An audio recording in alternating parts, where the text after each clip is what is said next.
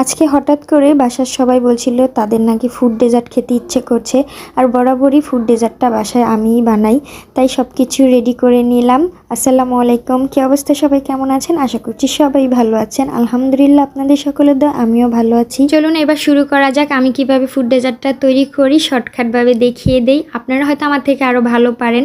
যাই হোক, এইখানে আমি গরুর দুধ আগে থাকতে জাল করে নিয়েছি, তার সাথে কিন্তু গুঁড়া দুধও দিয়েছি। গুঁড়া দুধটা দিলে এটার সেন্টটাও বেশ ভালো আসে। আর এখানে সাবুদানা নিয়েছি, সাবুদানার পরিমাণ আমার জানা নেই। সাবুদানাটা আমি ভালো করে ধুয়ে এইটাও বয়েল করতে বসিয়ে দিব। আর গরুর দুধে অবশ্যই চিনির পরিমাণটা একটু বেশি দিতে হবে, কারণ যেহেতু এটা ডেজার্ট আইটেম, মিষ্টি হলেই বেশ ভালো লাগে। এইখানে আবার আমি কিছুটা ফলও নিয়ে নিয়েছি, প্রত্যেকটা ফলে একটা দুইটা করে নিয়েছি। কলার পরিমাণ 2টা নিয়েছি, আর প্রত্যেকটা জিনিসই একটা একটা করে নিয়েছি। আর এখানে কাস্টার্ড পাউডার এবং আগার আগার পাউডার দুইটাই একসাথে আমি দিয়ে জাল করে নিয়েছি। দুধটা যখন ঘন হয়ে যাবে তারপর দুধটা নামিয়ে নিব। আর এইদিকে আমার সাবুদানাও বয়েল হয়ে গেছে।